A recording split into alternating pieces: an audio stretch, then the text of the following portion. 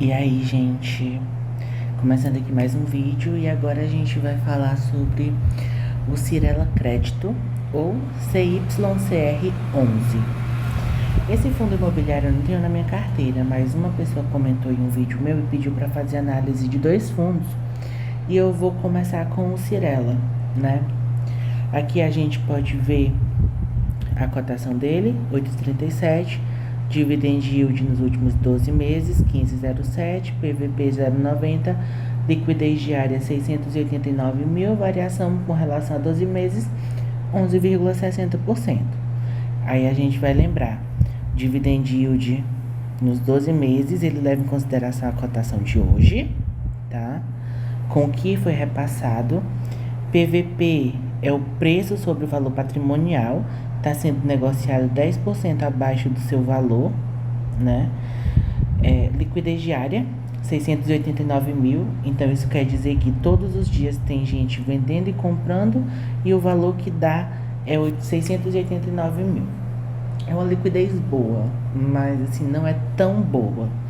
E a variação dos últimos 12 meses é pegando o preço que estava hoje há 12 meses atrás, né? Então isso basicamente é o que está falando aqui.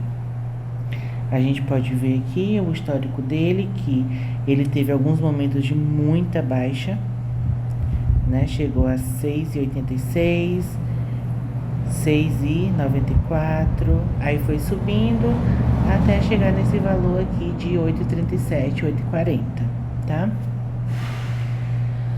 A gente tem aqui a rentabilidade dele. Isso aqui é com relação a quando você compra. Se você comprou há um mês, a sua rentabilidade, tanto real quanto a rentabilidade, foram igual a 0,24. E aí a gente vai tendo as diferenças. Por exemplo, você comprou há 2 anos atrás, a sua rentabilidade, comparando com 2 anos atrás, é 18,39%. Mas a sua rentabilidade real, que é tirando a inflação do período, fica em 8,26%. Tem essa diferença, né? Essa diferenciação no momento. É um fundo de papel, base 10, gestão ativa, tá? Número de cotistas 17.924. E o valor patrimonial dele, 341 milhões 380 mil. Não é um valor tão alto nem tão baixo.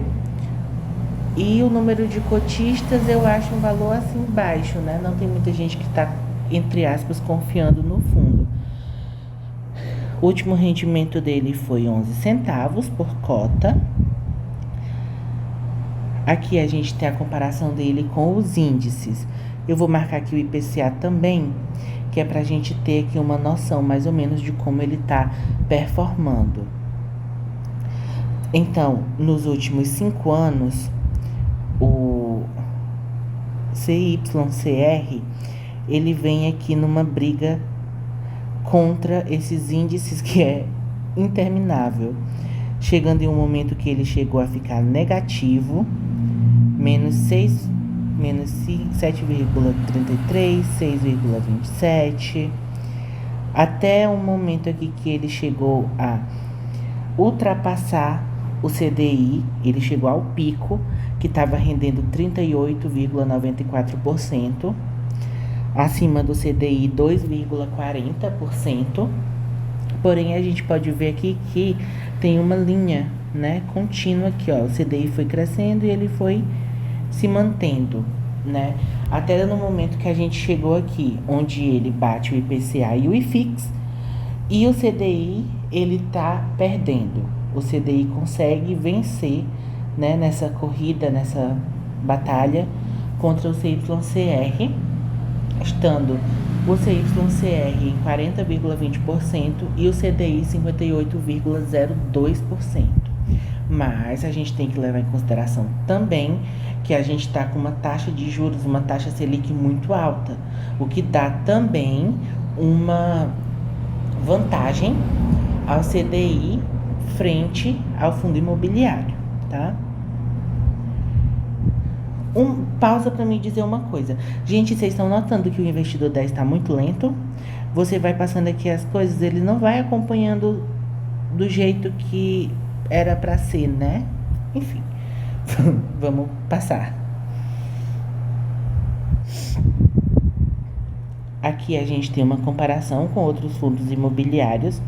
Lembrando que esses fundos imobiliários todos são de papel, tá? E aqui a gente vai ver algumas comparações.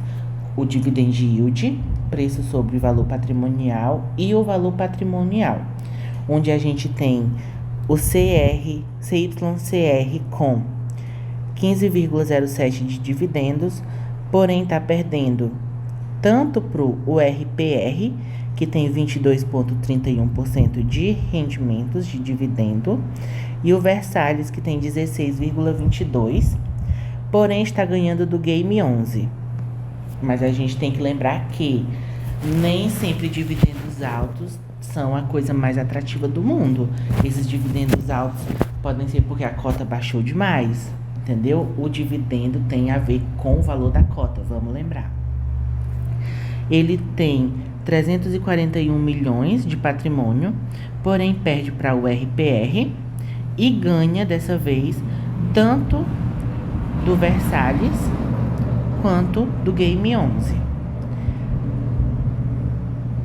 E a gente pode ver aqui os PVPs que estão bem descontados, né? Ele está descontado 10%, porém, ele é o que menos está descontado. A gente tem o RPR com 0,33, Versalhes 0,23, o Game 11 0,89, o EQIN é o que está no seu preço justo, BLMC 0,89 e o que está mais descontado é o LFTT11, que está com 0,04. Eu vou só fazer bem aqui uma coisa. Abrir bem aqui que eu quero ver porque que esse fundo tá, tipo, sendo negociado com 96% de desconto. O dividend yield dele, nos últimos 12 meses, né? Ele vem aqui mantendo uma escadinha constante, na qual ele agora, neste mês de outubro, distribuiu 1,24%, o que significa que ele distribuiu 11 centavos por cota. Ele mantém um certo padrão. Aqui a gente tem 10 centavos, ele vai mantendo até que ele subiu para 11, depois subiu para 12 e voltou ao patamar dos 11 centavos. Aqui por enquanto foi isso. Agora a gente vai pro relatório gerencial. Gente, o relatório gerencial desse fundo me deixou com muito estresse. Muito estresse. Mas vamos lá. Começando por aqui, né? A capa dele. Achei bonita. Eu gostei desses negócios aqui do meio, essas passarelas, sei lá, conectando um prédio ao outro. Achei super tecnológico. Gostei, né? Mas a gente chegou aqui na página 2. Da página 2 até a página 4 é uma encheção de linguiça. Na verdade, da página 2 até a página 5 é uma encheção de linguiça. Gente, eu não achei que tinha nada a ver. Isso daqui tá dentro do relatório gerencial dele. Nada a ver. Porque não agregou em nada. Tipo, é algo que a gente que é investidor, a gente já tá acompanhando. Mas tem gente que gosta. Eu, particularmente, não gostei. De verdade, não gostei. Aí vamos lá. Aqui tem a distribuição, foi 11 centavos, equivalente a dividend yield anualizado de 15,91%. E ele está tendo aqui uma rentabilidade que vem de uma carteira alocada em CDI e em inflação. Que a inflação é uma taxa média de IPCA mais 10,41% ao ano e o CDI mais 4,17% ao ano. Ele iniciou em novembro de 2021, ou seja, a gente está com 4 anos desse fundo. Não é um fundo muito velho, né? Muito antigo, porque a gente tenha muitos cenários para a gente avaliar.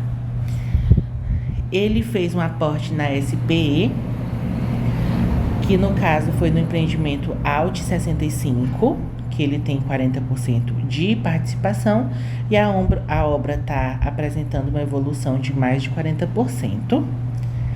Ele amortizou 600 mil no CRI MRV Flex 2, né?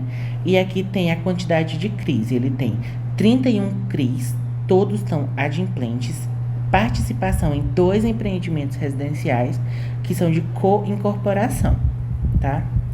Então, aqui a gestão, ela comenta o quê? Que ela prevê para os próximos meses uma distribuição similar ou acima da que foi realizada, no caso de 11 centavos, tanto por possuir uma reserva legal de aproximadamente 2 centavos por cota, quanto pelos últimos investimentos realizados. Ok, mas aí vai ter que gastar a caixa, então o dividendo que ele vai ser distribuído para os acionistas, eles não vai ser um dividendo que seja real. Ele vai ter uma maquiagenzinha ali para poder aumentar os dividendos. Isso pode ser também uma forma de estratégia para atrair outros investidores, né? Vamos lá. Aqui, basicamente, é o que ele já foi comentado durante o vídeo. Aqui, a única coisa que muda é que ele pegou uma base 100, então ele multiplicou por 10 os rendimentos dele, né? E aqui tem o fluxo financeiro, gente. Aqui tem uma coisa assim que pega um pouco, vamos lá. Ele teve menos rendimento nos CRIs com relação a setembro, né? Mais de 700 mil a menos. Ganho de capital, ele teve um ganho um pouco maior, de 21.700 mais ou menos. Então, no caso aqui, ele ficou positivo, tá? Porém, a gente tem aqui os dividendos dos fundos imobiliários. Ele recebeu R$ 145.022 esse mês, menos do que recebeu o mês passado, porém foi coisa de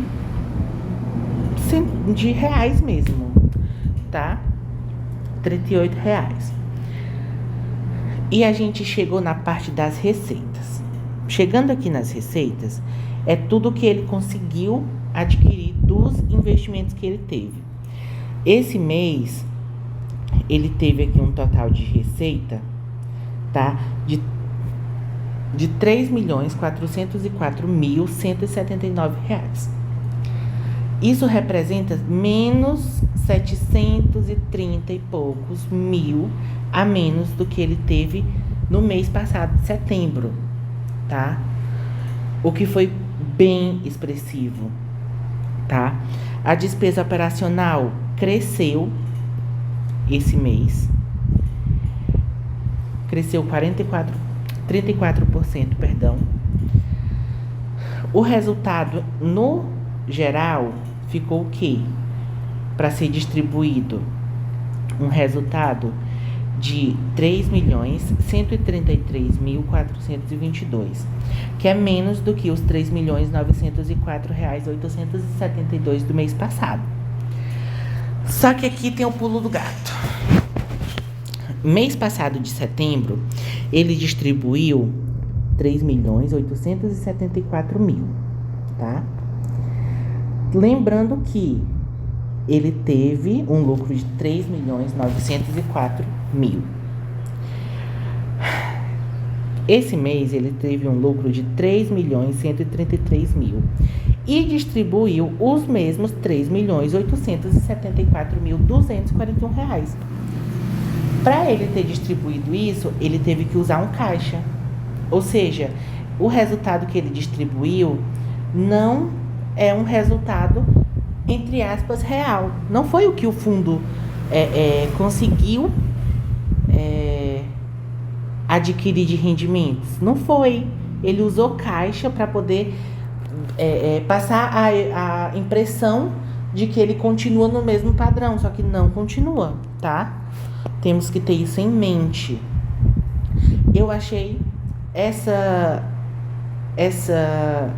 esse gráfico aqui, essa coisa aqui super, super, super estranha.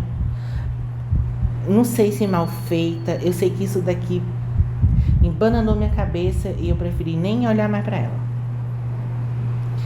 Esse mês ele teve uma rentabilidade de 1,06%, que foi maior do que o CDI líquido, 0,90%, e o IFIX do mês, 0,12%.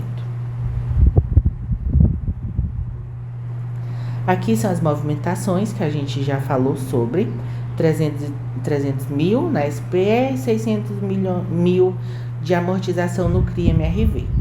Que são todos os CRIs, eu não vou falar disso daqui com vocês, porque eu quero chegar em outra parte que me estressou. Gente, os fundos imobiliários que esse fundo tem na carteira. Que fundos imobiliários ruins. Meu Deus. Assim, eu sei que eu não sou nenhuma pessoa que tem formação em economia, ciências contábeis, não tenho mestrado. Mas, assim, pela minha laicidade, assim, eu sou leigo, né? Vamos dizer se eu sou leigo. Que eu não sei nem se laicidade existe. Se não existir, passou a existir. Ele pegou e tem aqui alguns fundos imobiliários também de papel, tá? Que o VGIR eu não gostei, porque eu fui ver o relatório dele, li o relatório dele, não gostei. PMS perdeu 20% pro CDI. Gente, perdeu 20% pro CDI. Uma coisa é você perder, tipo, 2, 3, 5%, outra coisa é 20%. Eu também não gostei desse fundo, li o relatório completo. O MCRE é um dos menos piores, porém ele tem uma vacância nos imóveis dele de 23%, tá? Que é, tipo, é uma vacância muito alta. Muito, muito, muito alta. Então eu também não gostei dele. O único que eu gostei desses fundos foi o XPCI 11, que ele tá basicamente sendo um fundo transparente. Ele distribuiu o que ele arrecadou e manteve um pouco para a caixa. Ele não pegou dinheiro de caixa e distribuiu para os acionistas para ter um efeito, para ter uma falsa sensação de que ele continuou fazendo os mesmos. Não, ele rendeu mais, distribui mais. Ele rendeu menos, distribui menos. Ok?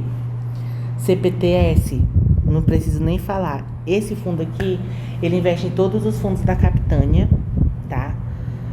Não gostei, não gosto.